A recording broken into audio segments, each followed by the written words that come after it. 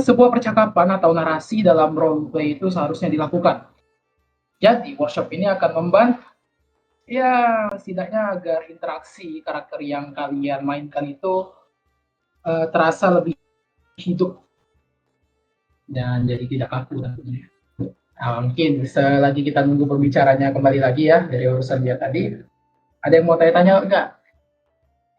Tadi Bang nggak tahu mau ngapain DJ lagi, ya itu workshopnya, workshop malam ini seputar itu. Ingin bisa lihat jadwal yang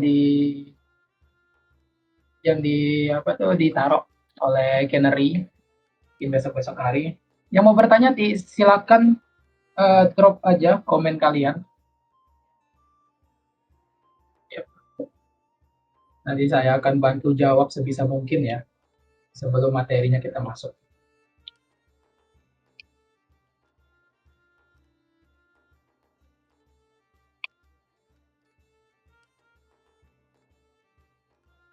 Masih ada apa aja Bang workshopnya?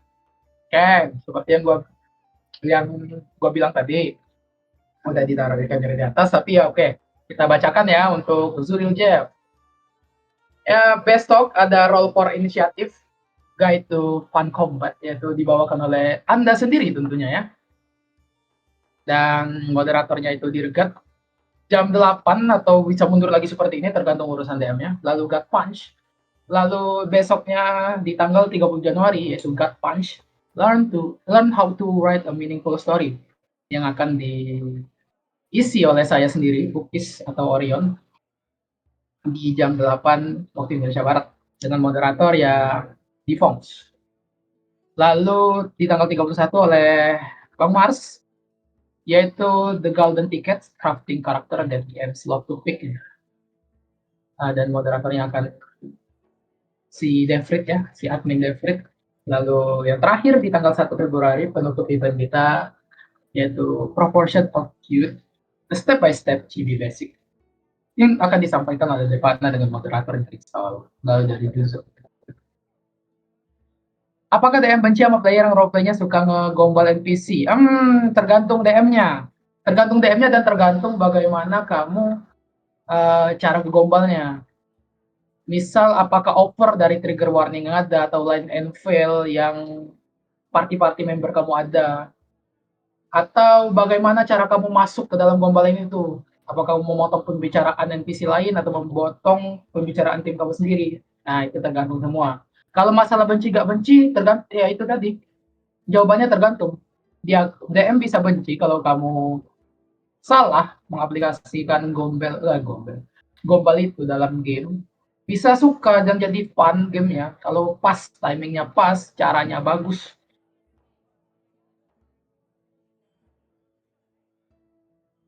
Kenapa DM benci Artificer? Biasanya DM itu bukan lebih ke benci ya biasanya. Ini menurut pandangan saya nih. Artificer itu kan mencakup sebuah teknologi gitu. Dia bisa artificial tinkering, yang bisa membuat robot dan segala macam. Nah, biasanya DM ngeban artificial itu tergantung word dia. Apakah teknologi nggak ada secanggih ini? Artificial tadi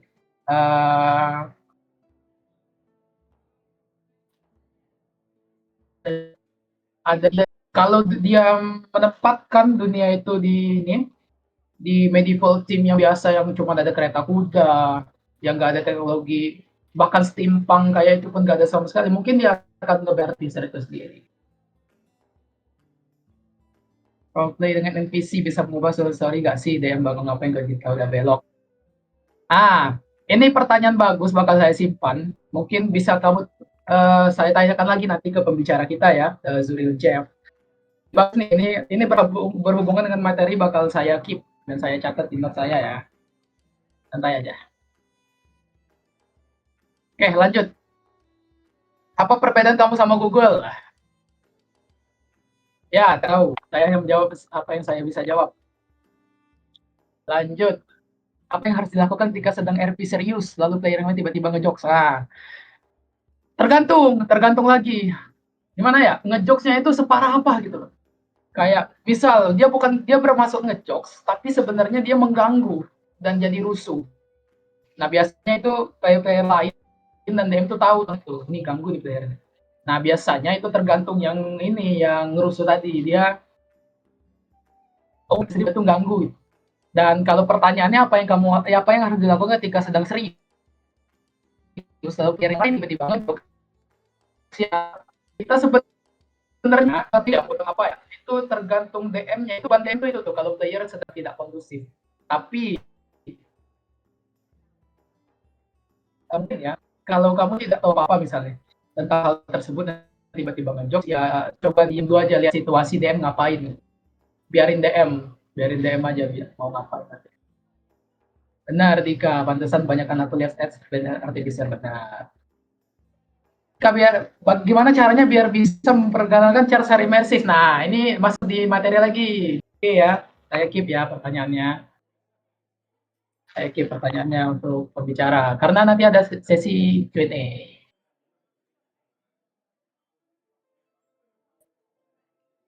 Waduh, kita skip gombalan itu. Lanjut, Juzo.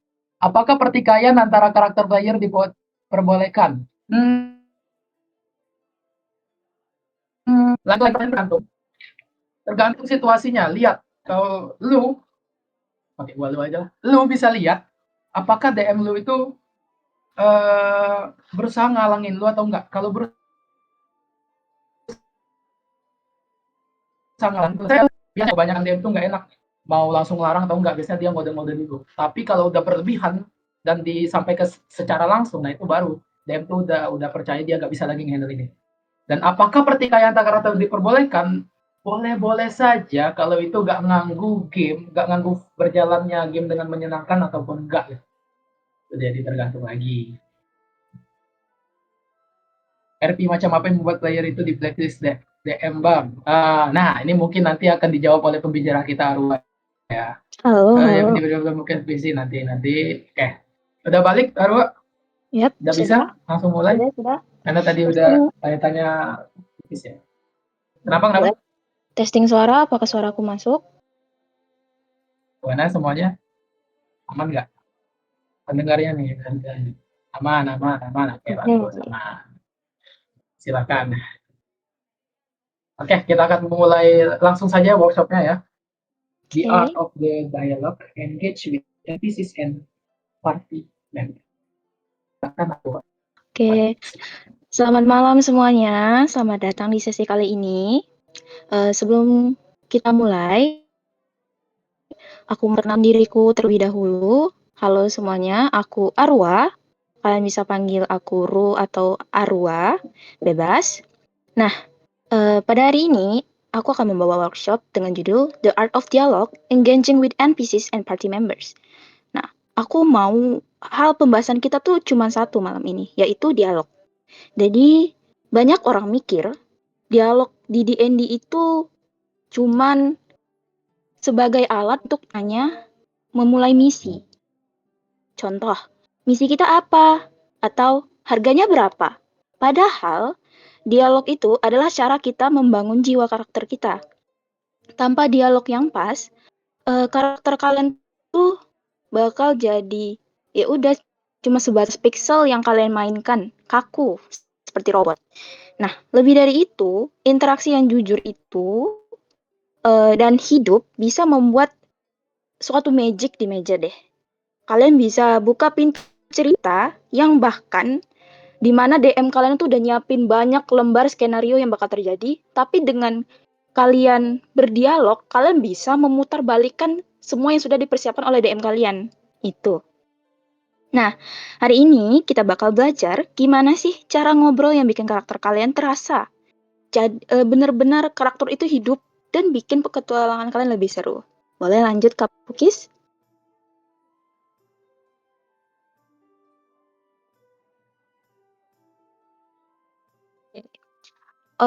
Hari ini kita bakal belajar 3 poin utama yang bakal membuat kalian lebih mudah berdialog satu sama lain, mau itu dengan party member atau sama DM.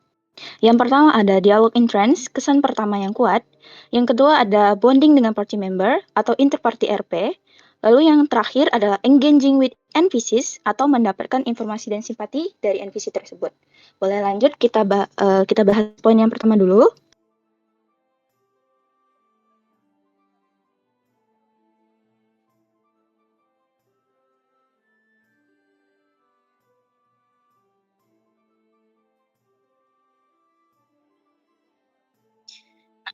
Ya, yang pertama itu ada establishing the vibes. Itu adalah bagaimana kamu membawa vibes karaktermu. Apakah karaktermu ini tipe orang yang formal, orang yang santai, atau intimidatif? Contohnya nih, contoh.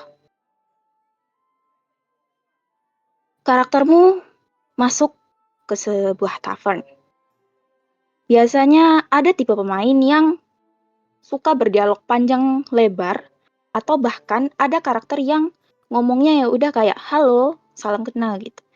Itu adalah cara yang terlalu kaku untuk memulai sebuah conversation atau sebuah apakah Bukis conversation itu?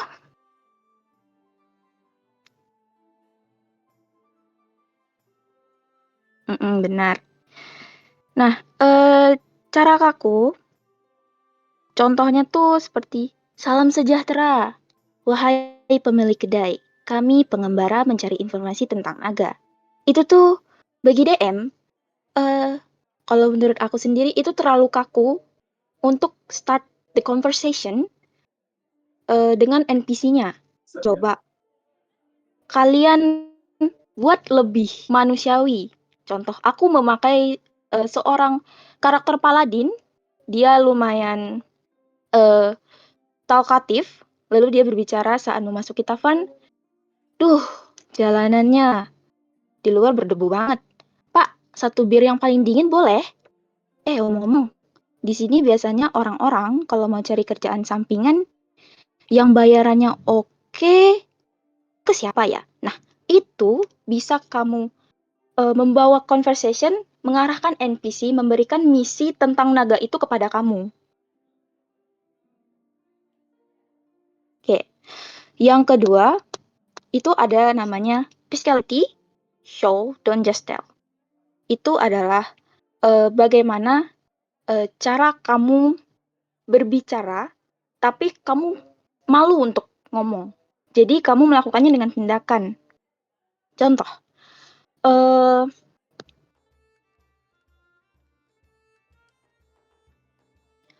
kamu sedang berada di api unggun bersama teman-temanmu.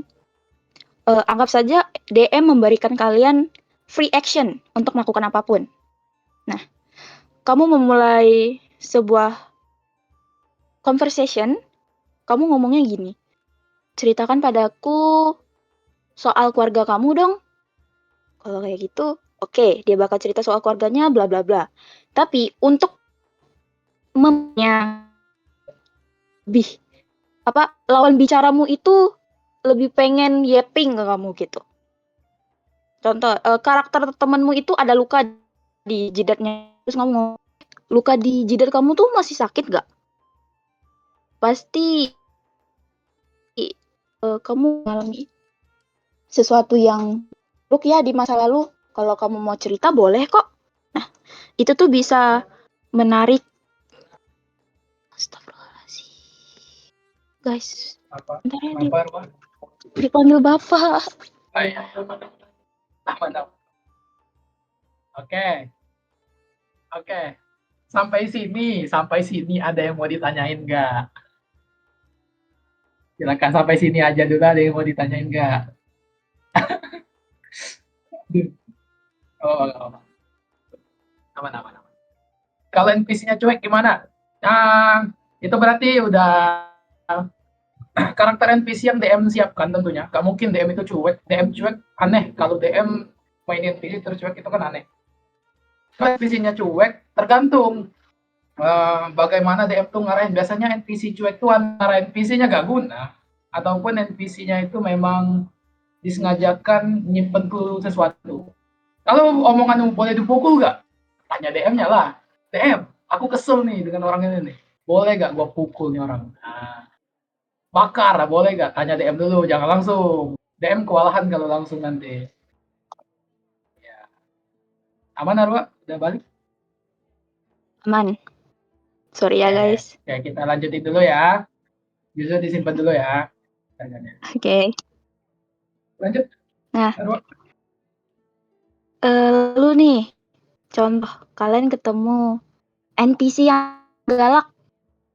Nah, kalau orang galak tuh apapun pertanyaan yang kalian tanyain ke kita pasti dan setengah-setengah. Jadi nggak mungkin dong tanyanya, "Ih, penjaga izinkan demi keselamatan kerajaan." Cuek dong penjaganya. Ngapain gua nyuruh lu lewat sini? Gak benar. Nah, cara yang bikin dia ya dengan kalimat kamu bawa nih satu karakter yang lumayan talkatif atau kamu karakter yang memiliki wibawa. Bisa kan vibes karaktermu kamu hidup dalamnya. Lalu yang ketiga itu ada namanya the hook. Seperti yang aku jelasin, the hook itu adalah alasan berikan alasi atau teman yang lain teman seperti kamu, kenapa mereka harus membalas perkataanmu itu. Bahwa satu detail penting yang mengarah ke sesuatu yang inginkan supaya mereka mau menjawab yang itu.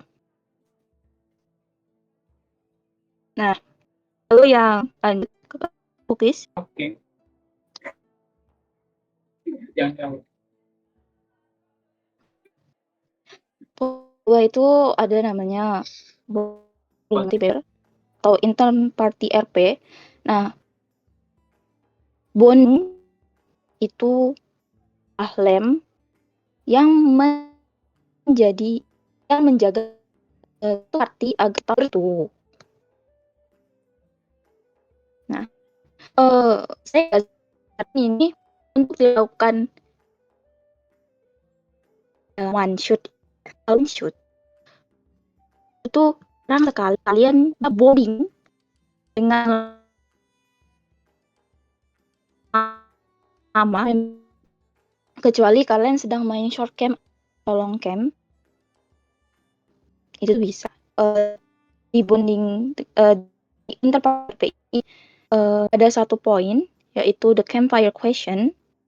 Itu adalah bagaimana kamu menggunakan waktu istirahat atau free action yang diberikan oleh DM kamu untuk melakukan bonding dengan party member.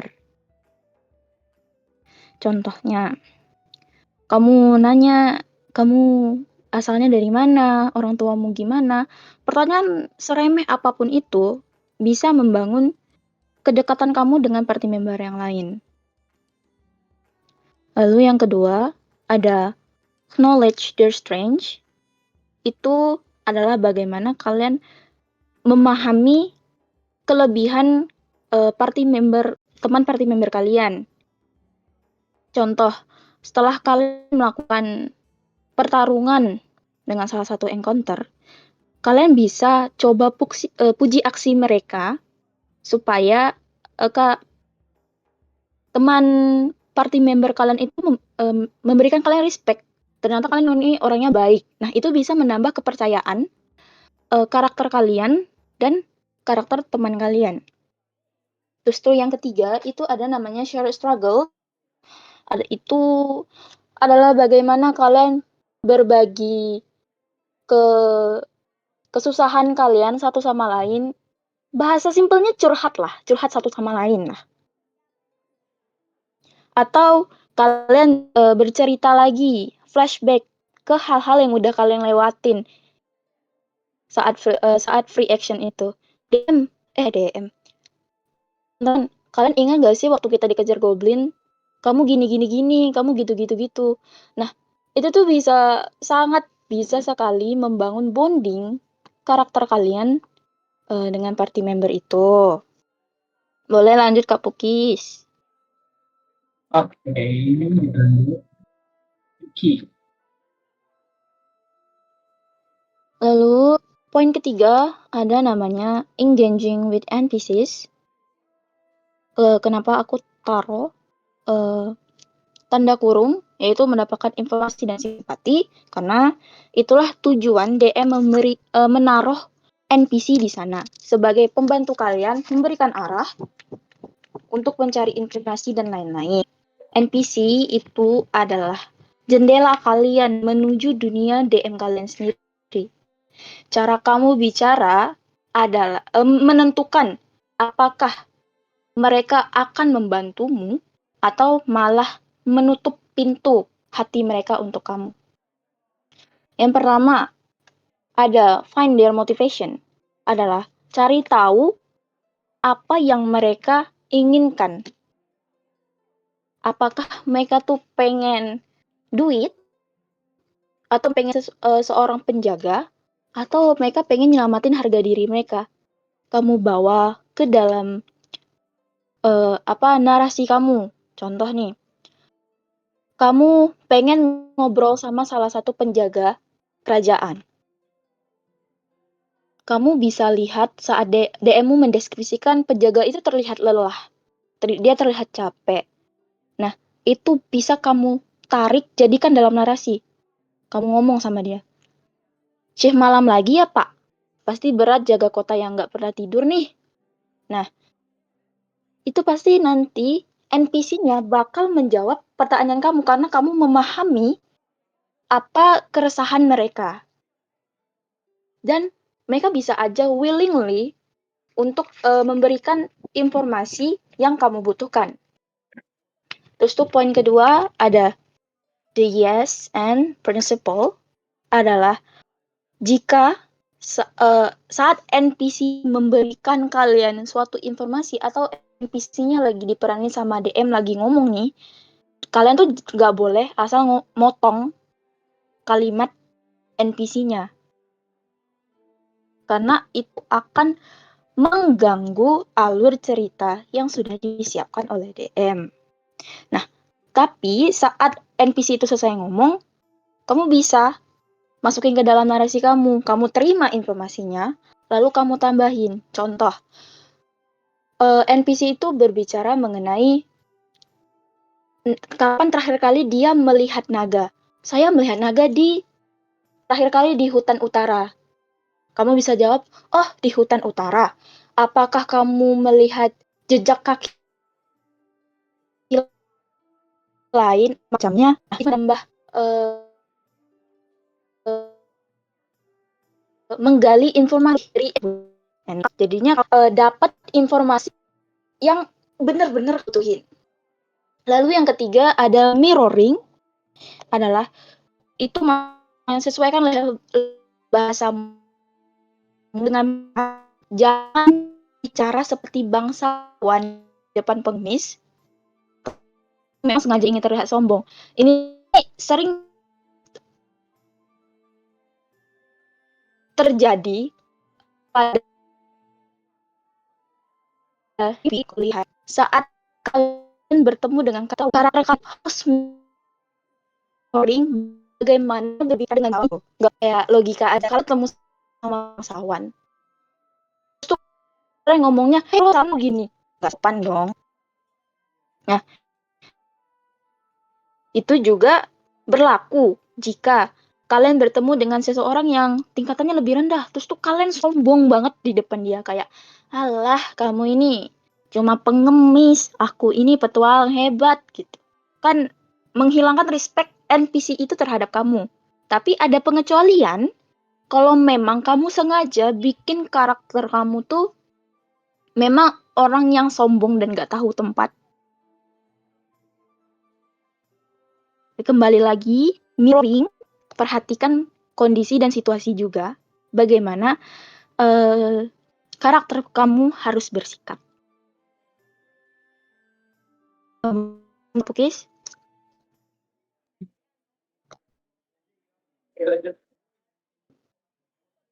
Nah, yang terakhir, aku akan menambah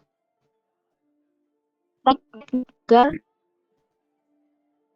kalian itu rasa lebih hidup.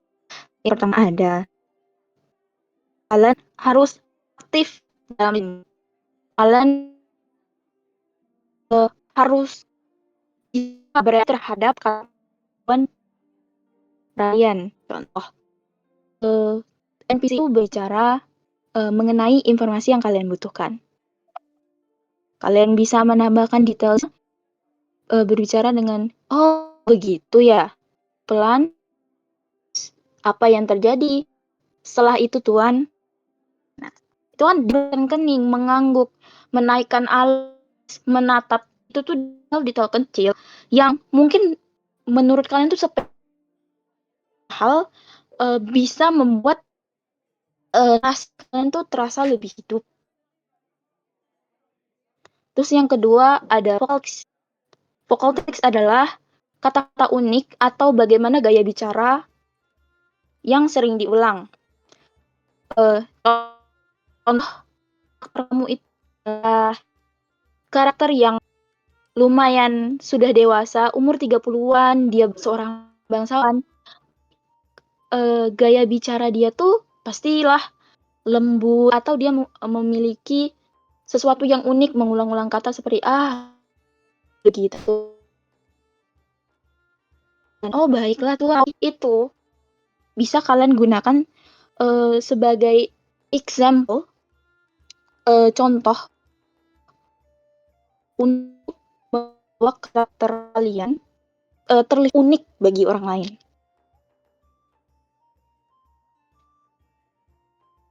Lalu yang ketiga ada the spotlight, itu ada di mana saat kalian diberi spotlight oleh deadline itu dengan jadi kalian nggak boleh terlalu mendominasi di dalam narasi. Berikan juga umpan agar teman kalian yang satu party member itu bisa bicara juga. Contohnya seperti ini.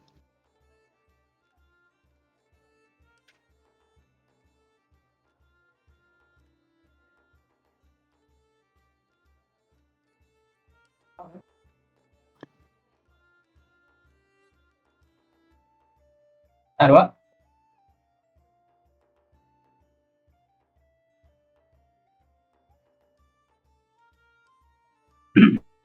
Assalamualaikum, tes.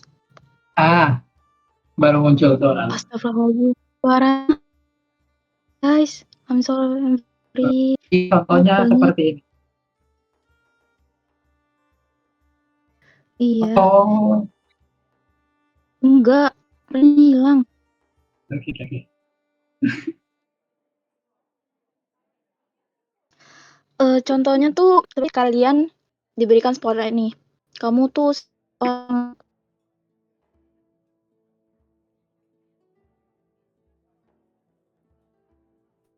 yang talkatif, misalnya, apakah kamu mengetahui ini di NPC itu pada karakter Barbmu? Tuh Barbmu tuh itu dia diberikan spotlight, dia bagi spotlight itu ke teman paling sampingnya. Oh, tapi mungkin temanku ini bisa menjawab pertanyaanmu itu. Nah, spotlightnya itu berpindah pada karakter paladin temanmu. Itulah namanya the spotlight share. Kamu membagi spotlight yang kamu dapatkan dengan temanmu, tapi kamu masih bisa berbicara dengan NPC itu. Jadi kamu nggak akan mendominasi narasi yang diberikan mendominasi spotlight yang diberikan DM pada kamu. Nah, setelah terakhir adalah don't be scared to feel cringe. Adalah kamu jangan takut cringe karena saat kamu bermain TTRPG atau di Dungeons and Dragons, kamu berperan sebagai orang lain dan itu bukan diri kamu sendiri. Ingat, garis bawahi itu adalah orang lain dan bukan kamu. Jadi kamu nggak perlu takut cringe dengan kalimat-kalimat atau dialog yang bakal kamu utarakan nanti. Kuncinya adalah komitmen. Jika kamu serius dengan karaktermu, pemain lain juga bakal ikut terbawa suasana. Notes untuk yang terakhir, bonding yang paling kuat sering terjadi bukan saat kalian sukses melakukan sesuatu, tapi itulah adalah saat kalian gagal. Bagaimana karakter kamu bereaksi saat temanmu tuh jatuh pingsan atau down dan semua rencana party itu berantakan. Itu menambahkan momen drama yang membuat bonding karakter kamu dan teman party akan terasa lebih hidup.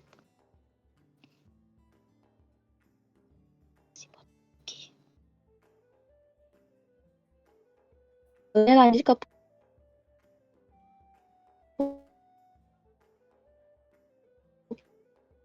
ini sebenarnya saka emisio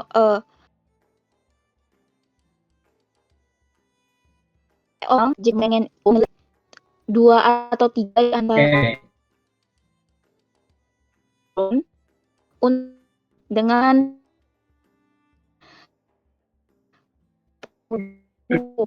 tadi. Boleh Bener banget. Oke, Desember. Oke. Oke, jadi ini mini fun class, guys.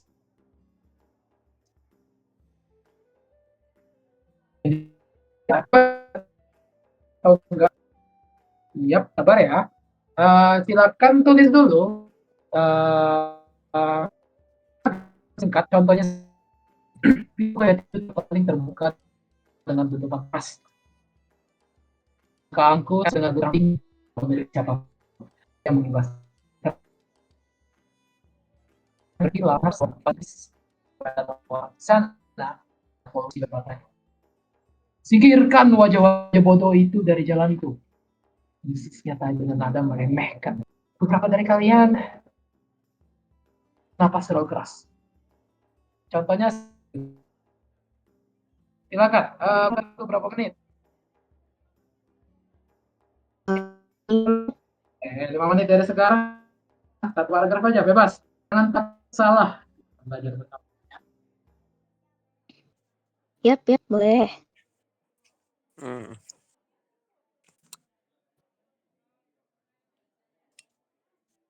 Jadi nggak apa-apa. Kenapa Juzo?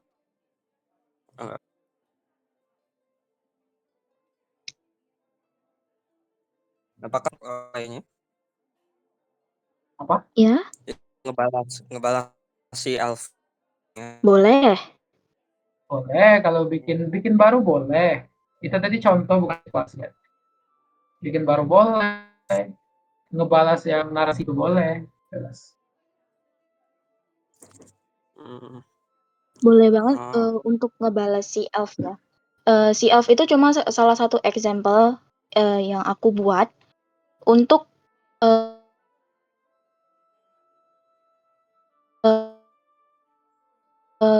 yang membeker yang dengar dia pasti pikir oh orang pasti sombong banget, kalimatnya nggak sopan gitu.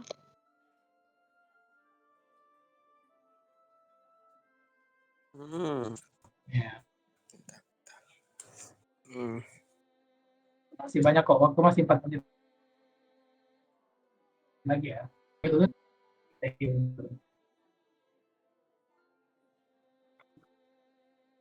Oke, Arwa, mungkin Arwa. Walaupun bukan di sesi Q&A ya, sambil nunggu 4 menit ya. Ini ada beberapa pertanyaan tadi yang di-keep nih. Boleh lu jawab ya? Boleh. Pertanyaan pertama nih. Roleplay dengan NPC bisa mengubah keseluruhan sih nggak sih? DM bakal ngapain kalau cerita udah belok? Mungkin yang jawab, mungkin pertanyaan utamanya di sini dulu deh. Roleplay dengan NPC bisa mengubah keseluruhan story kan?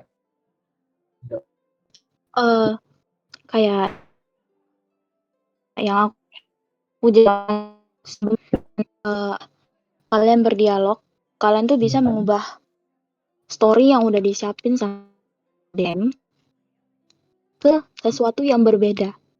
Namun, pastinya terkadang DM sudah mengantisipasi mau bagaimanapun kalian bawa narasinya, ujung-ujungnya bakal mengarah ke tujuan yang diinginkan DM.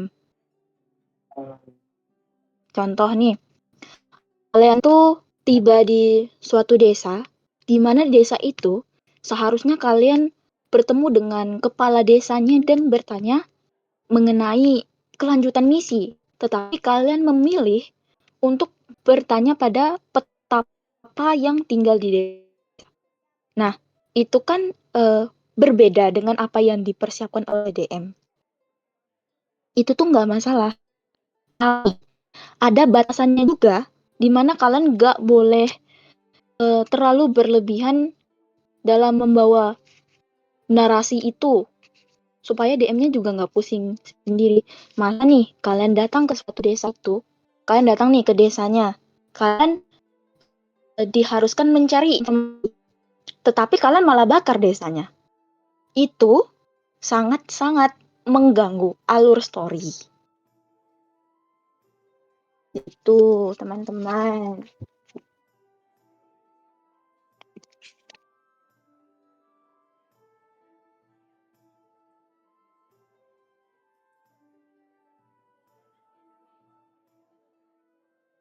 Apakah narasi doa ritual boleh? Apakah ada lagi Kak Pukis? Waduh. Oke, masih ada. Ada pertanyaan singkat nih. Bagaimana cara presentasiin alignment? Gimana masih bingung? Boleh manggil bang aja gak? Janggal kalau manggil Kak, sumpah. Gimana? Manggil Gimana? bang aja. Oke, pertanyaannya cara presentasiin alignment itu gimana? Ada yang masih bingung. Oh, alignment. Kesukaan gua. Nah, teman-teman, seperti yang aku jelaskan terakhir tadi, notes penting, karakter itu bukanlah kalian. Contoh nih, kalian mengambil alignment Celtic. Nah, kalian berlagaklah seperti orang yang benar-benar Celtic gitu. Kalian nggak harus mengikuti bagaimana cara orang lain bersikap, karena alignment kalian tuh bukan itu. Tetapi ingat juga batasan di mana mirroring, ya sudah aku jelasin tadi juga, mirroring juga situasi dan kondisi di mana kalian bisa bersikap itu. Setiap aku bermain game Celtic,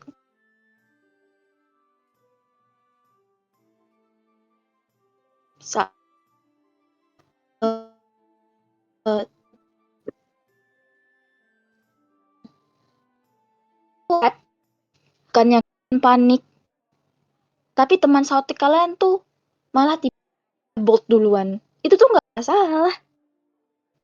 Iya, memang sama karakter itu. Nih, align. Nah, kalian berlagak lah. Sebenarnya orang skill itu berlagak. Nggak usah mikirin atau semacam perasaan kalian. Itu nggak perlu dipikirin. Karena ingatlah, itu adalah versi diri kalian yang lain. Dan itu bukan diri kalian. Itu aja.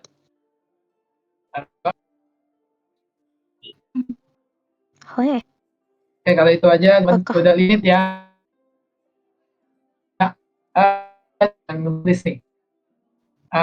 Sejauh ini ada koro-koro nih, mau naikin nggak? Ada Fox, kita pilih ya, wow, Fox udah, koro-koro udah, tunggu nih. Ini mereka nanti mau ini nggak? Mau disuruh lagi? siap kali. Kan berkreasi. Bahan kalian juga gimana saat Haru aja bernarasi? bang. Nih, Apa? bikin akun haru aja bang. Emang bakal dinaikin? Canda. Bercanda. Bercanda bang. Kita tunggu dulu ya. Masih ada yang nih. Tergantung pembicara bang. Boleh naikin akun Kak Haru. akun Kak Fox. Oke, dua ya. Ya. Ini Anyone? satu-satu kan nanti. Ya kita ini. Yes. Last Masih ada gak spot nih? jika ada yang mau. Ya, last spot jika ada yang mau.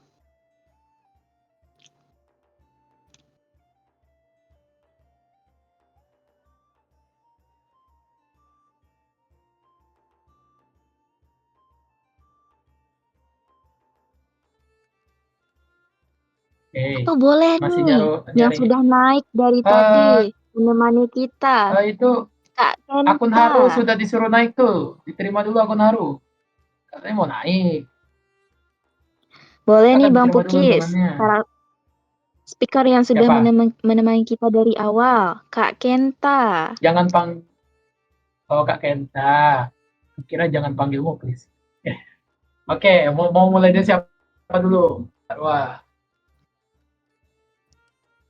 Boleh nih, karena Kak Haru duluan yang sudah selesai. Boleh Kak Haru. silakan. Haru, the stage is yours.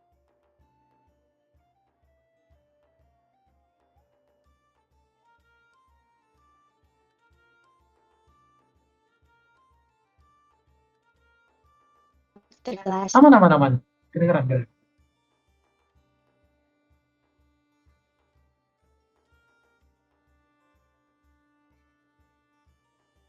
Yes.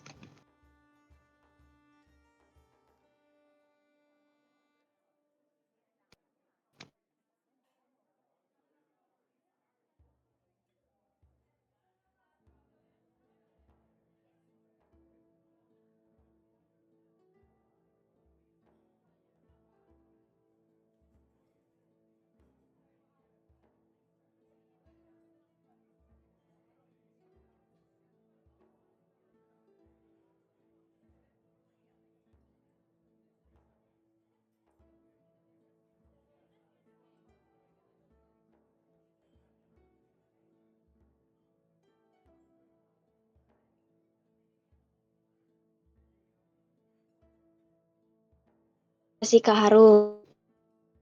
Nah, tadi bagaimana cara dia membalas karakter seorang karakter elf yang angkuh itu.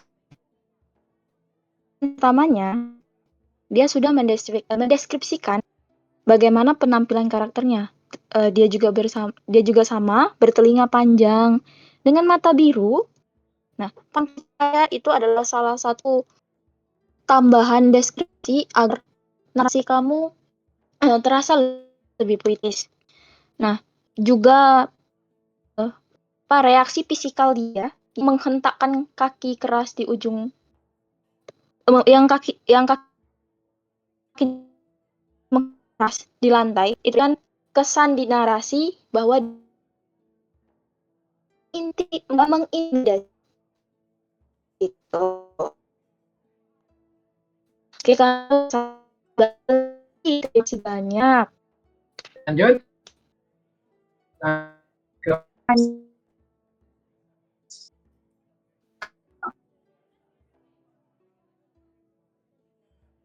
Oh, Mbak, halo. Kenali. tiba setelah terdengar matakan Tisna terlihat kekuat yang tinggi, namun semakin mendekat, cahaya api mulai menerangi wajah elf laki-laki dengan busur di punggungnya itu. Permisi, bolehkah saya ikut berteduh dari dinginan malam dalam api unggun kalian? Ucap elf itu dengan suaranya yang dalam. Oke, sangat bagus sekali ya Kak Fox. Dari narasi Kak Fox ini dia sudah memberikan entrance yang kuat ya untuk karakternya. Dia sudah menjelaskan dari siluet yang ramping itu ternyata dia adalah seorang elf laki-laki yang membawa busur. Dari sini kalian bisa menebak apa kelas karakter itu, apa rasnya, dan juga bagaimana sifatnya, pembawaannya yang kalem. Oke, makasih banyak Kak Fox. Sangat bagus, aku suka. Oke, approve. Approve Speaker approve sekali. ya Kak Fox. Sangat approve. Oh, dilanjutkan Boleh ke kalau dia mau. Kak Kenta. Cek. Oh, Silakan. bentar. Masih Hah, ada kenapa satu kenapa orang kenapa? yang menurun di atas Bang Genta. Kenapa? Siapa? Kenapa? Ada Kak Muklis. Oh, Kak jangan panggil Muklis. Mau dinaikin? Ya, Boleh.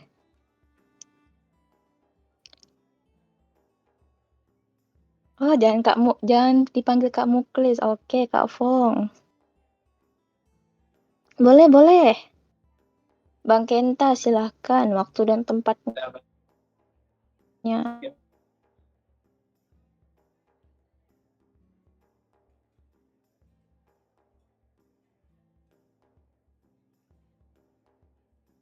baru bikin sih. Pakai yang sudah lama. Itu adalah buat ritual untuk speak with animal. Jadi biasanya sebelum mulai gue jelasinnya begini. Karakter gue itu dia duduk bersila sambil mengeluarkan 2 hand axe-nya, lalu dia menarik sedikit darah dari lengannya, dibaretkan gitu, lalu ditulis nama dewanya di situ, dan dia duduk sambil berkata, dengan hand axe warisan Forsmark, ku tancapkan ke tanah sebagai saksi darah yang mengalir di garis keturunanku. Wahai makhluk yang berbagi bumi, angin, dan nafas, dengan kami berdiri di bawah langit yang sama, dengarlah panggilanku. Dengan hormat, ku buka batas antara rohku dan rohmu. Biarkan bisikanmu mengalun jernih di telingaku, dan biarkan kata-kata menyentuh hatimu tanpa rasa getar. Dalam ritual ini, aku tidak memerintahmu, aku menyapamu sebagai sesama anak alam. Begitu saja mungkin. Oke, aku tidak memiliki komen ya guys dari ritual itu. Nah, itu adalah narasi untuk ritual ya. Sangat bagus sekali Kak Kenta cara mendeskripsikannya, cara menarasikannya, cara pembawaan narasinya juga bagus. Nah, karena Kak Kenta ngasih contoh bagaimana ritual speak with animal, aku mau menambahkan gimana sih cara kalian bisa menambahkan narasi dalam bentuk spell ataupun yang paling sering dipakai nih guidance. Nah, karena guidance itu range-nya touch ya teman-teman. Jadi cuma sebatas menyentuh, itu bisa kalian bawakan ke narasi. Contoh, teman rogue kalian nih lagi nyoba buka pintu, tapi takut dadunya busuk, kamu boleh bawakan narasi. Dia menepuk pelan pundak Jakung itu, lalu berkata, tenang, jangan buru-buru. Aku bantu doakan, biar tanganmu nggak gemetar. Dan baru itu kamu bisa declare ke DM. DM, dengan itu aku menggunakan guidance pada temanku. Lalu, contoh untuk spell. Contoh nih spell, seorang wizard. Saat temannya nih hampir dimakan oleh seseorang, dimakan oleh suatu makhluk, monster, karakter kamu bisa langsung berbicara. Tangannya mengepal, dia mengadahkan tangannya ke depan, ke arah depan, lalu sebuah percikan api muncul di ujung jari-jari jemarinya, lalu sebuah bola api terbentuk dan menembak tepat ke arah monster tersebut. Jadi kalian gak apa-apa teman-teman jika ingin melakukan spell attack atau itu dibawakan ke dalam narasi. Jadi gak harus ngomong sama DM. DM abis ini aku make speak with animal. DM abis ini aku make guidance. DM abis ini aku pakai turmaturgi. Itu gak harus ya teman-teman.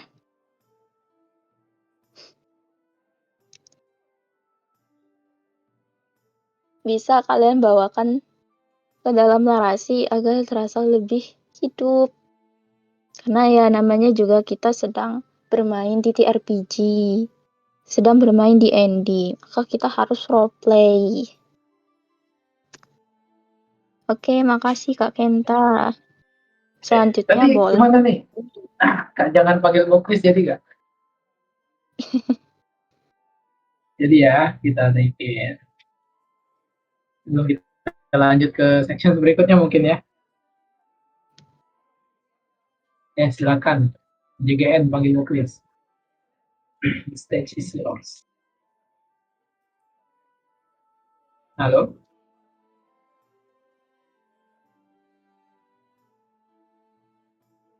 Mic-nya Bang.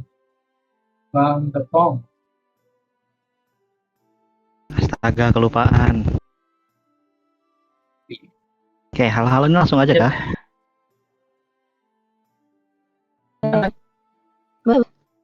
Oke. Udara di sekitar Sukuna terasa berat. Kabut tipis mengelilingi tubuh berkulit ungu kemerah-merahan dengan tanduknya yang gagah. Sekarang, di hadapannya ada seorang elf yang hitam kulitnya.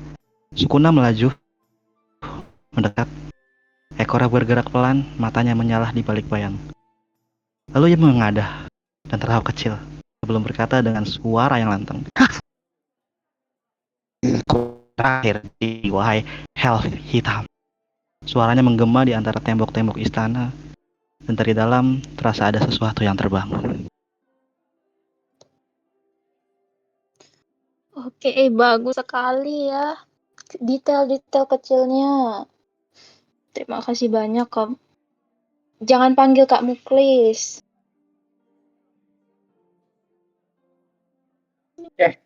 Yap, Bagaimana, aku tidak memiliki komen karena salah satu yang naik ini sudah sangat berpengalaman ya.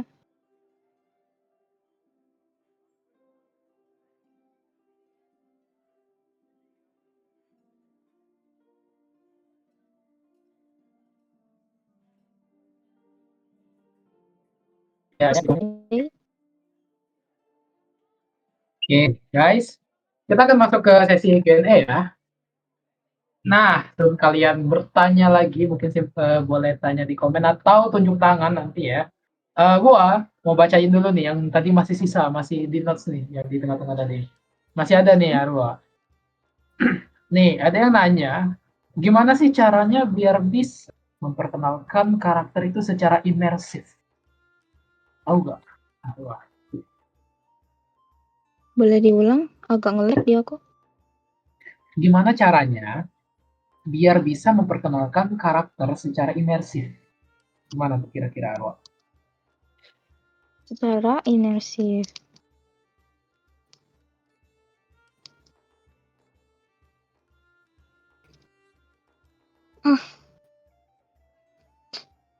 Bentar ya. Bentar dipanggil bapak. Santai, pelan aja. Oke, mungkin gue jawab dulu ya. Masih Boleh dipanggil kan? banget. Oke, mungkin jawab Iya. dulu. Oh, ya. Yang tadi aku keep pertanyaan untuk untuk speaker yang lanjutnya. Bagaimana cara bermain agar sesuai dengan ability score? Apa? Ini bingung. Apakah pertanyaannya ada pakemnya atau jawabannya? Tapi menurut saya sendiri bermain sesuai ability score kita itu lumayan penting karena saat kita membuat karakter itu baru lah ke sini tuh. Dia superior, karismanya tinggi. Mungkin cara ngomong terus gua tempatin wisdomnya jelekin aja mungkin coba karisma. Nah nanti di in game tuh bakal gua terapin itu semua nih di roleplay ini. Mungkin dia agak ceroboh, terus enggak bijak sama sekali. Terus mungkin aku taruh sedikit intelligence-nya plus satu ya dia sedikit pintar-pintar lah bisa investigasi, bisa ngecek sesuatu tentang arkana dan segala.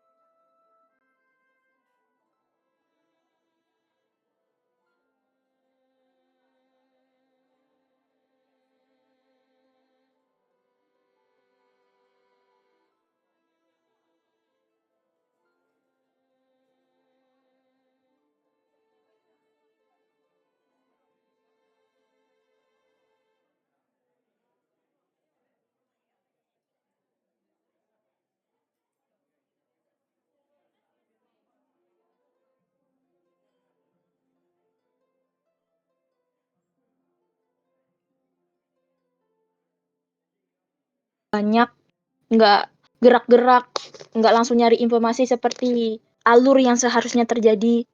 Terus kamu bisa coba, nggak usah takut ngambil inisiatif untuk ngomong, teman-teman, guys, kayaknya kita nih udah kelamaan ngobrol deh.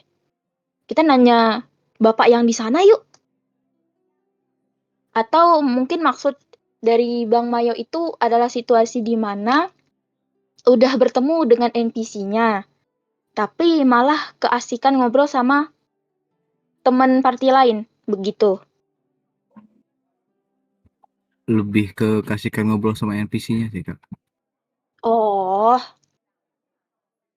nah kamu bener ambil inisiatif untuk memutar balik pembicaraan yang udah kamu ngomongin sama NPC-nya. Contoh kamu harusnya tanya sama NPC-nya mengenai letak dungeon atau apa aja yang dia ketahui, tapi kamu malah ngobrolin hal yang lain. Itu bisa kamu bawa alurnya agar NPC itu secara tidak sadar menjawab pertanyaan yang sebenarnya ingin kamu tanyakan. Contoh kamu lagi ngobrol nih sama dia, Pak, anak kamu cantik banget deh, boleh kali aku nikahin gitu. Ngomong-ngomong, Bapak tahu nggak soal dungeon yang lagi viral akhir-akhir ini? Itu kan kamu ubah alurnya dari pertanyaan nyeleneh, bisa kamu bawa ke hal yang seharusnya kamu tanyain sama NPC-nya gitu. Yang penting tuh berani untuk ngambil inisiatif. Saat kamu sadar, kalau kamu udah sadar nih, kamu harusnya nggak perlu nanya hal-hal yang kamu roleplayin itu sama dia, kamu langsung ambil tindakan. Begitu, Kak Mayo. Apakah jawabannya diterima? Bisa diterima dan terjawab, Kak. Terima kasih, Kak Arwan. Terima kasih, Sama-sama. Mayo. Oke, kita lanjutkan ke... Oh ya, ada yang lanjut tangan lagi nih. Dirgat namanya. Silakan naik ke atas dan Mayo, saya turunkan dulu ya. Oke. Halo, selamat malam. Ya. Halo. Malam. Oke, kakak perkenalkan nama saya Dirga. Saya mau bertanya untuk materi kakak Arwa ya. Mumpung juga ada teman-teman di kolom seperti dia takut angkat tangan gitu ya.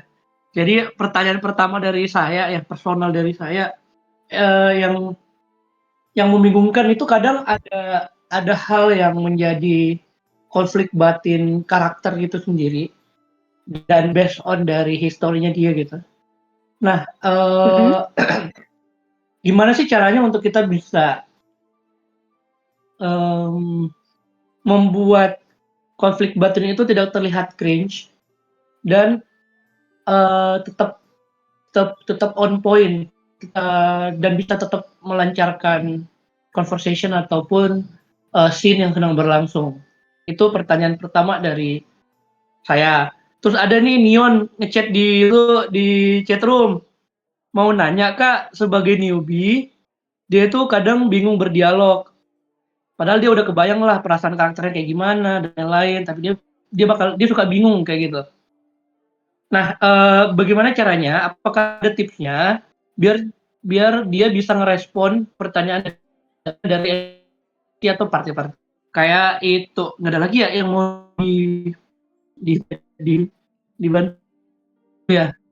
Oke, itu aja sih. Jadi malah dua tadi pertanyaan di episode sama dari Kak Nion. Saya bantu. Kayak gitu. Terima Cara kasih, Kakak. bagaimana supaya konflik batin itu tuh nggak terkesan ya. Oke, pertanyaannya yang sangat bagus. Izin meminum. Bentar.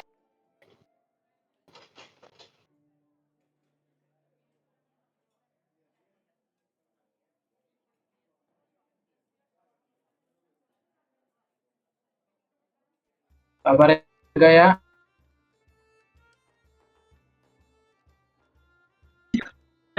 Inggris tadi ada yang bawa hidup chat lagi dia open chat nggak mau kangen jadi saya bantu Awal bantu right.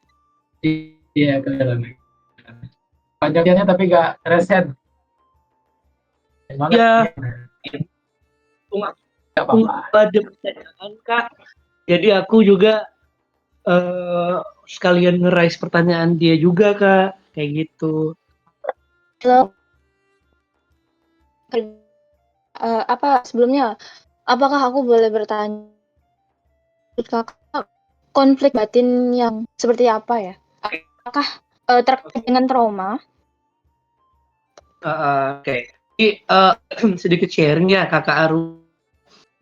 Jadi semua dia kayak yang memang karakterku terhadap pekerjaan yang dilakukan oleh adventure gitu. Jadi dia pernah adventurer, tapi karena anggota timnya mati, jadi dia malu untuk pulang kampung. Tapi secara terpaksa dia harus pulang kampung. Namun secara tidak sengaja dia ikut lagi quest kayak adventurer. Atau kan situ ada kontak batin tuh ke Arwah kan, historinya backstory-nya kalau anggota partinya dia mati gara-gara ambil quest, kali ini malah dia dipaksa ikut quest lagi. Kayak gitu. Mana Kak kalau kayak gitu tadi? Oke, terima kasih banyak. Kamu bisa ngebuat karakter kamu menggunakan alasan itu sebagai motivasi diri dia yang baru. Dia walaupun nih, contoh saat dia udah nggak bisa nolak lagi dengan quest yang dia paksa ambil, dia masuk ke dalam party. Kamu bisa narasiin di mana dia saat terjadi sesuatu yang berbahaya, kamu narasiin dia sebagai orang yang gampang, yang terlalu skeptis terhadap segala hal. Contoh kalian menemukan 3 jalan nih. Nah, dia skeptis. Udah kanan aja, nggak usah depan. Di depan tuh terlalu gelap. Nah, walaupun kamu buat dia karakternya yang sangat penakut karena konflik batin itu, mau nggak mau dia juga harus menjalankan quest-nya kan ya. Pasti dia memiliki alasan juga kenapa harus terpaksa ngambil quest itu. Itu bisa kamu pelan-pelan coba bonding dengan karakter party kamu, terus mikir, oh ini kayaknya nggak terlalu buruk, kayaknya nggak bakal terjadi apapun deh kalau misalnya bersama mereka. Itu nambah bonding dan juga sedikit karakter development dari karakter kamu dari orang yang skeptis atau penakut jika teman-temannya mengambil quest ini terus malah dia ikut keseret. Tapi lama-kelamaan saat dengan party ini dia malah berpikir, oh kayaknya aku bisa ngasih kesempatan kedua untuk quest ini. Tetapi, ada tetapinya, terkadang narasi atau tim party kamu itu pasti tidak sesuai dengan harapan kamu.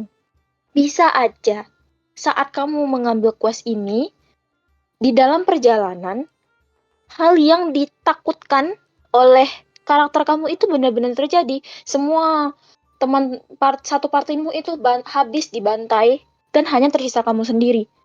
Itu tuh sangat tidak masalah karena itu menambah drama dalam konflik batin dia, di mana dia makin skeptis sama misi-misi yang akan diterima dia selanjutnya. Itu sangat tidak apa-apa ya Kak Dirga. Dan yang aku jelasin tadi, bagaimana dia bisa setidaknya membuat conversation atau berbicara dengan orang lain mengenai misi itu, buat dia berpikir bahwa quest yang dia ambil ini merupakan motivasi baru dia, begitu. Apakah jawabannya dapat diterima? Boleh Kakak. Ada satu Kak pertanyaan dari Kak Nion Oh, tadi boleh. aku sampaikan Kak. Satu lagi ya. Itu jadi dia tuh sebagai newbie kadang bingung untuk berdialog. Jadi dia tuh sebenarnya udah kebayang karakternya tuh kayak gimana, perasaan karakternya tuh kayak gimana. Cuman dia tuh suka bingung untuk ngomongnya. Nah, gimana tuh ada tips nggak Kak tentang itu untuk merespon pertanyaan dadakan dari NPC atau party? Begitu Kakak. Aku izin turun ya, nanti Bang Neon komen ya kalau oke. Oke. Terima Gitu. Oke, kasih. terima kasih Bang Dirga. Oke, boleh Oke. dijawab Arwa. Untuk Kak Mungkin ada tambahan dulu Arwa, poin yang penting Arwa. Hmm? Sebenarnya memang kata Nion sendiri memang subjektif sih. Mm-mm. Karena dia sendiri aslinya tuh gak banyak ngomong di RS. Benar, aku tadi Kita bahas. juga salpok di bagian situ subjektif ya. Nah, begini kan Yon. Karena ini, aduh, karena ini adalah Aduh, kenyang. janji. Karena ini adalah RP by voice ya Kak. Jadi memang kita harus banyak-banyak ngomong. Tetapi nggak masalah banget kalau kamu orangnya pendiam di RL. Maka jadikan karakter kamu itu bukan diri kamu. Atau kalau kamu memang masih ngerasa takut, kamu bisa coba natap cermin atau jendela apapun yang mantul di rumah kamu. Kamu coba ngomong apapun, kayak walaupun menurut kamu pembicaranya itu nggak nyambung, aneh, nggak apa-apa. Karena itu melatih agar kamu lebih aktif atau lebih sering ngomong gitu. Jadikan karakter kamu saat bermain di Andy ini itu bukanlah diri kamu yang ada di dunia nyata. Buang Neon yang pendiam itu di dunia nyata, maka jadikan Neon yang baru di dalam karakter lain. Kamu pengen jadi orang yang talkatif, kamu pengen jadi orang yang aktif saat bertanya, aktif saat berbicara. Kamu nggak apa-apa, pelan-pelan, nggak usah takut. Kamu coba lagi dan lagi. Jadikan Neon yang baru, Neon yang lebih suka ngomong dan bukan Neon yang apa ya, yang nggak banyak ngomong di RL. Ya, aku bilang tadi ya, sering kali aku ulang-ulang bahwa karakter di Andy ini itu bukanlah diri kamu, melainkan itu adalah orang lain. Nggak masalah Kak Neon, kita di sini belajar sama-sama, belajar bareng-bareng. Kamu coba aja, kayak waktu kamu ikut satu campaign, kamu coba beranikan diri kamu untuk bertanya ke salah satu NPC. Kamu yang mengambil inisiatif duluan dari teman-teman kamu. Terus kamu apresiasi diri kamu sendiri. Oh, ini aku bisa. Aku bisa loh ngambil inisiatif duluan, ngomong duluan daripada teman-teman yang lain. Nah, dari perbuatan kecil itu bisa menjadi sesuatu yang besar. Pelan-pelan aja nggak apa-apa Kak Neon. Karena namanya juga kita masih belajar ya. Jujur aku juga masih newbie dalam RPN. Tapi memang jadikan aja lah diri kamu tuh orang yang baru Kak. Gitu. Apakah jawabannya bisa diterima Kak Neon? Nah, Kak Neon.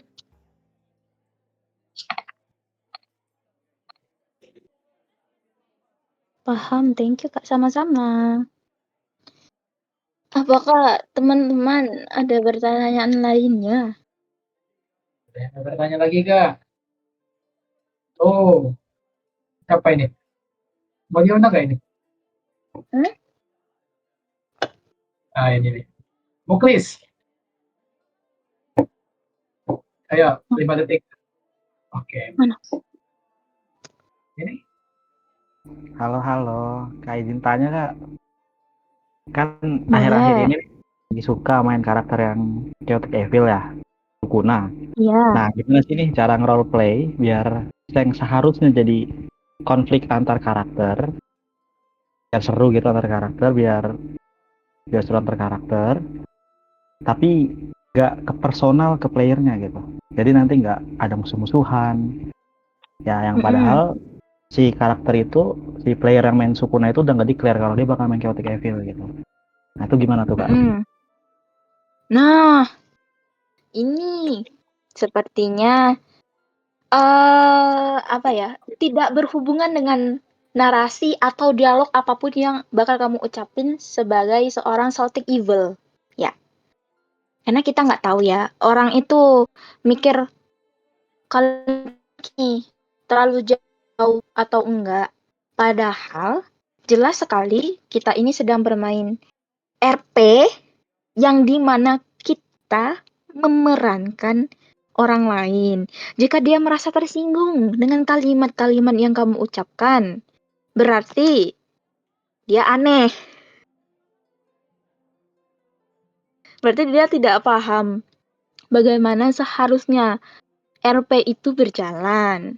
Namun, mungkin bisa coba untuk diminimalisir kata-kata yang mungkin terlalu terkesan apa ya, bisa dibilang terlalu kesannya bikin semua orang tuh tersinggung. Padahal jika kamu membawa karakter kamu menjadi seorang Celtic Evil dan ada orang lain tersinggung, bukankah berarti kamu berhasil memainkan karakternya?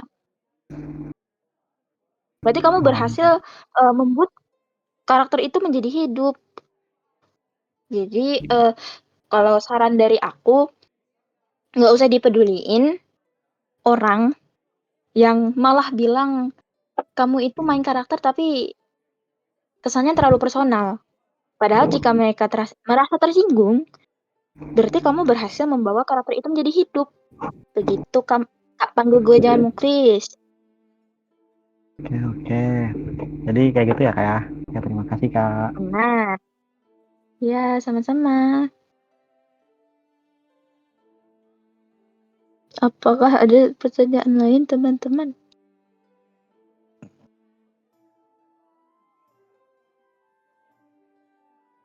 Oke, mana?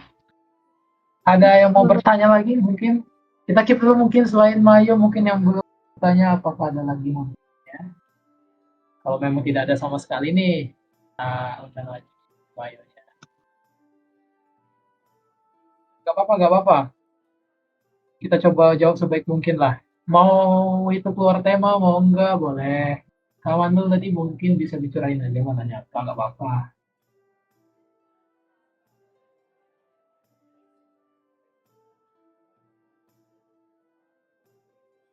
Oke, mungkin Mayo ya, mau nanya lagi Mayo tadi?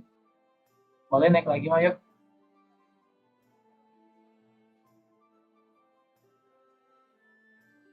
Silakan. Cek. Halo, halo, halo. Aman. Oh, oke. Sorry, tadi ada yang kelupaan satu pertanyaan. Dan tadi kebetulan disebutin katanya nggak apa-apa kalau keluar tema sedikit. Jadi 2 pertanyaan boleh, Kakak? Ya.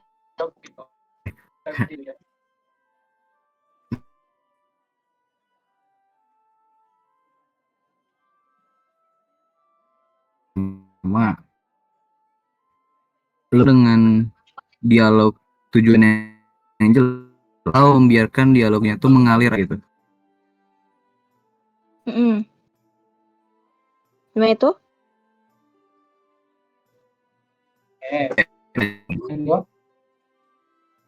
Pertanyaan kedua, ini aku sering ngerasain. Ini berhubungan dengan combat dan roleplay gitu. Waktu combat roleplay, aku jadi karakter aku gitu. Aku memerankan karakter sendiri. Tapi begitu masuk combat, aku malah jadi player, bukan jadi karakterku gitu. Rasa susah buat menjadi karakter dalam combat gitu, Kak.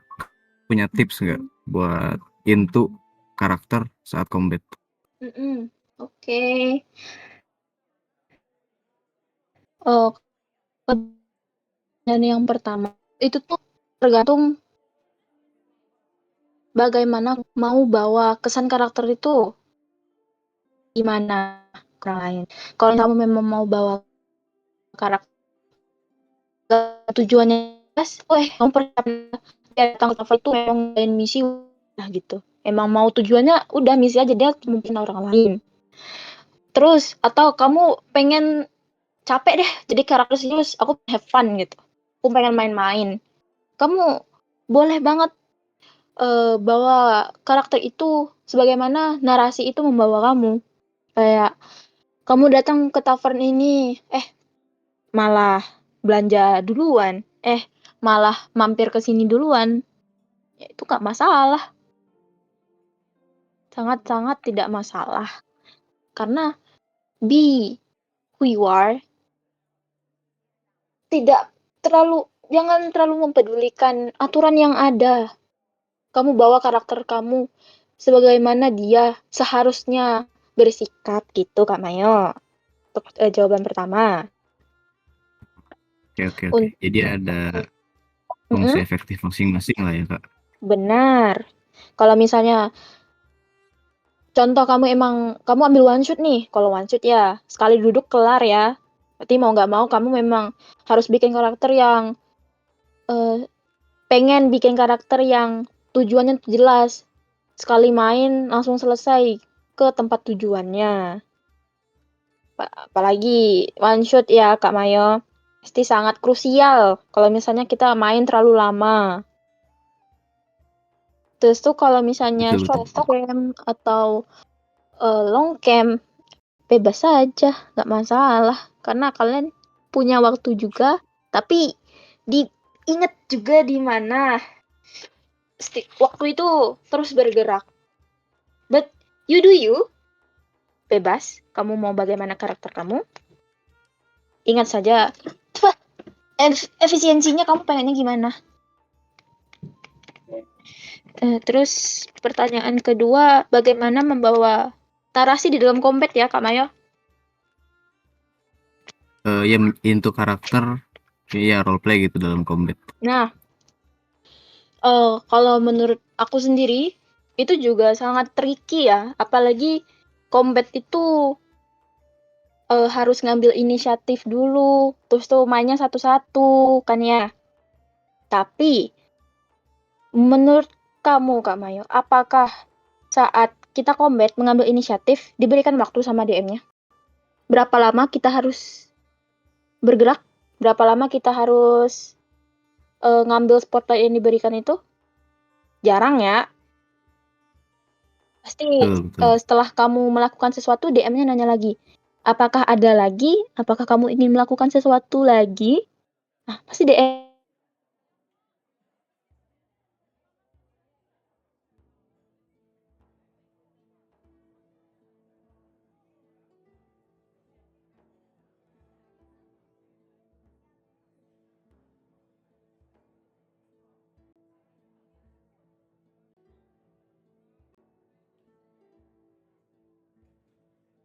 Contoh seorang Mong.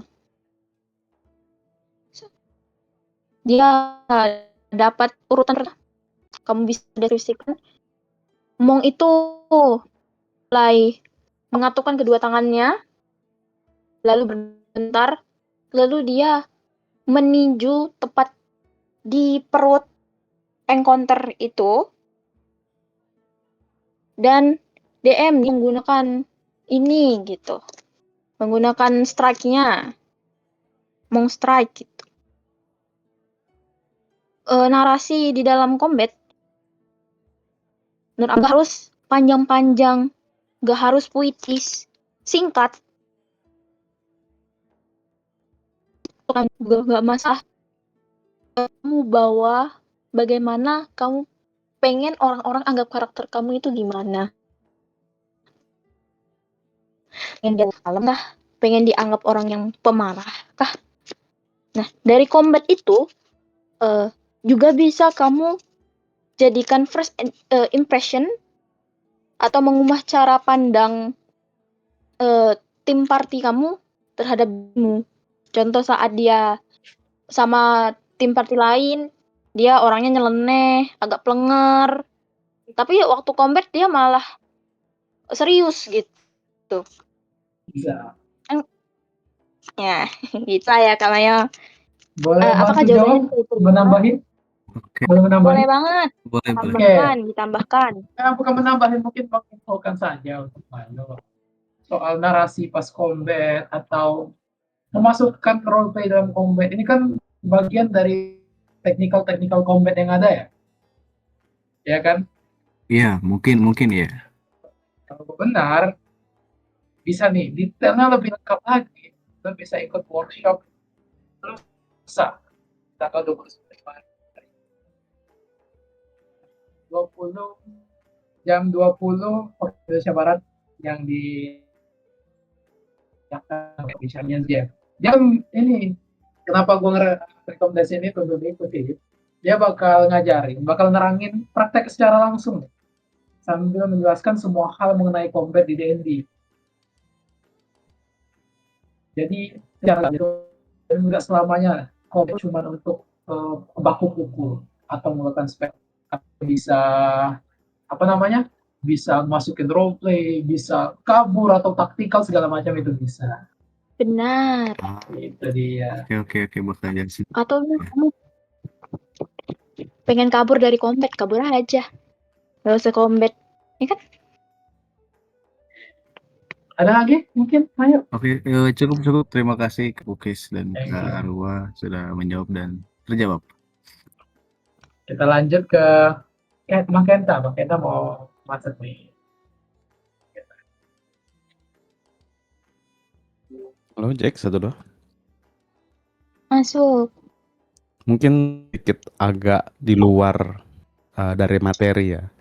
Gue mau mastiin, misalnya nih kita awalnya main karakter chaotic evil, entah berjalannya waktu ternyata karakter kita ini mengalami perubahan psikologi gitu, entah dia menjadi lebih baik atau malah mungkin lebih terpuruk. Nah, apakah ada syarat-syaratnya tuh untuk ini baru bisa dikategorikan alignmentnya tuh ganti gitu, atau natural aja gitu? Oke. Aku mau nambahin, Arwan. Boleh. Yang dibahas Gua ada pandangan, Kenta Bang. itu kata development kan Betul. ya. Nah, Saat terjadinya karakter development Kak Kenta, itu tuh karakter kamu harus yang namanya mitra, di mana saat campaign dia mengalami sesuatu yang trigger masa lalu dia atau membuat sebuah trigger baru yang sebelumnya nggak pernah dia alamin. Contoh, kamu punya karakter di mana karakter ini sayang banget sama ibunya. Dia nggak bisa lepas dari ibunya. Dia bener-bener sayang dan dia bakal melakukan apapun untuk membuat ibu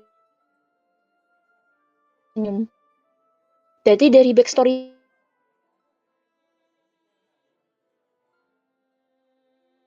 itu lalu kelam. Dia yang awalnya karakter Celtic yang harusnya dia sangat aktif menjadi dia nggak pengen ngomong sama siapapun. Jadi dia dari orang kekanak-kanakan, orang yang nggak bisa diem, dia tiba-tiba jadi serius. Ibunya bisa sembuh lagi. Itu bisa kamu pikirkan sebagai meaningful tragedy karakter kamu alignment-nya. Kak Kenta. Apakah kita harus IM terkait perubahan itu atau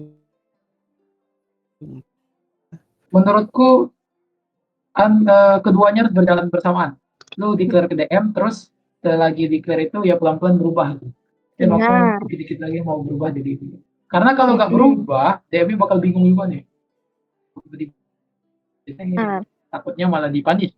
Benar. Okay, thank you. Kan aneh. Dapat karakter yang awalnya chaotic tiba-tiba jadi evil. karena nggak tahu tiba-tiba aja gitu. Kan aneh ya. DM nggak tahu, dia juga nggak mengalami suatu tragedi.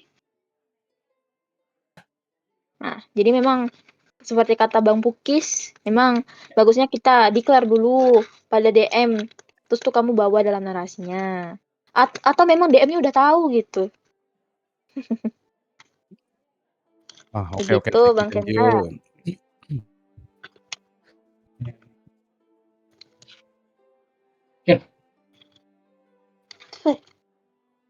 Ada lagi kalian yang ingin ditanyakan atau bagaimana pembicara? Speaker arwah, Yes? apakah sudah cukup sampai di sini atau masih mau membuka pertanyaan dan lain-lain?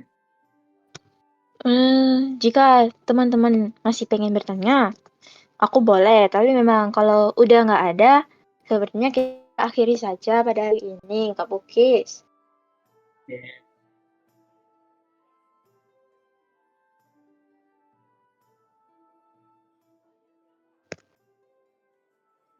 Ya, senampaknya udah nggak ada lagi ya yang. Ya, kalau Oke. gitu silahkan arwah sebagai speaker untuk di Oke guys, terima kasih banyak. Kita sudahi workshop Dialog of Art pada hari ini.